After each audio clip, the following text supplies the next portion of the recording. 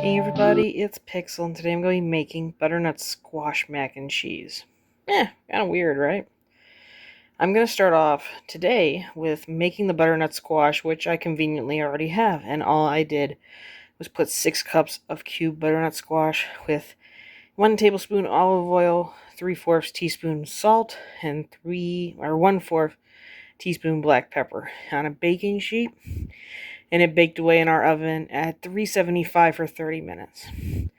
Now it's pretty cooled off, so I'm going to be making the sauce part of our mac and cheese. And either with a normal blender, like I'm going to use, or an immersion blender, I'm going to add 1.25 cups of chicken broth and slowly start pureeing our butternut squash in intervals. And now that I've got our butternut squash pureed very smoothly, we're going to get along with the rest of the recipe. And for that, I'll need a box of elbow macaroni, about 1.5 cups of sharp cheddar cheese, 1 cup of gruyere cheese, a 1 1/4 cup of whole milk, and a 1/4 cup measurement of unsalted butter.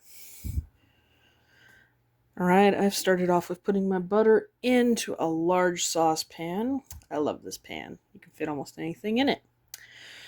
Also in the background, you might notice that I have the water going for our macaroni, which will be boiling away as we start the sauce for it. Once the butter is almost melted, I'll be adding in my milk, giving that a moment to warm up in the pan. And once it starts simmering, I'm going to add intervals of the butternut squash puree until is well incorporated into the milk and the butter and makes a smooth sauce.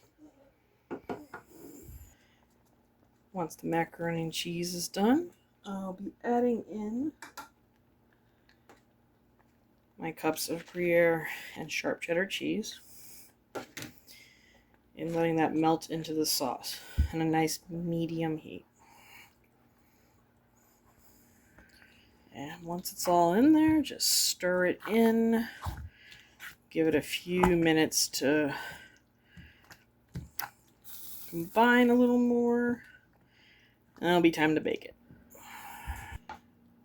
Once I've given that a while, I'll take out my casserole dish and we'll start putting our contents of our pan into the casserole dish.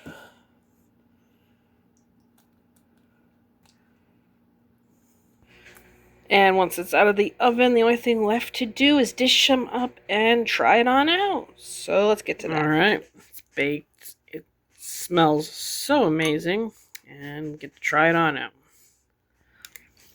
Well, I gotta say, you almost can't tell this isn't normal mac and cheese. There's a squash element, like the texture in it.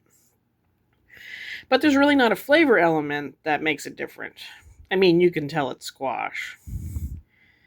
I like this combination, honestly. The cheese helps melt it in with the normal sense of mac and cheese, and the top was nice and brown and crispy, and you almost can't tell this isn't this normal mac and cheese. There's, like I said, just that factor in it that lets you know it's still squash. And it tastes amazing. It'll make a beautiful side dish for any holiday or dinner get-together. Maybe you want to make mac and cheese a little healthier and not tell the kids that, you know. Anyways, you know what to do. Like what you saw, don't like what you saw, made it. Let me know. Leave me a comment about it. Leave me a like. And we'll be back in the next video.